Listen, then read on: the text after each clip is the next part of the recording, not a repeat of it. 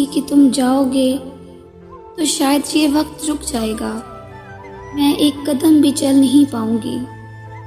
लेकिन ऐसा तो कुछ भी नहीं हुआ, तुम भी नहीं हो, वक्त भी चल रहा है, मैं भी चल रही हूँ। एक कसक है जो रह गई है, एक खामोशी है जो छा गई है, लेकिन शायद एक बोझ है जो हट गया है। मैं बेचैन हूँ मगर पुरसुकून भी। हाँ, शायद मैं नहीं जानती इसको क्या कहते हैं, लेकिन ये अच्छा भी है और बुरा भी। पहले मैं डरती थी कि तुम्हें खो ना दूँ, मैं डरती हूँ मेरी ये खामोशी तुम्हें नुकसान ना पहुँचा दे। तुम रहो खुश, बस इतना चाहूँ मैं।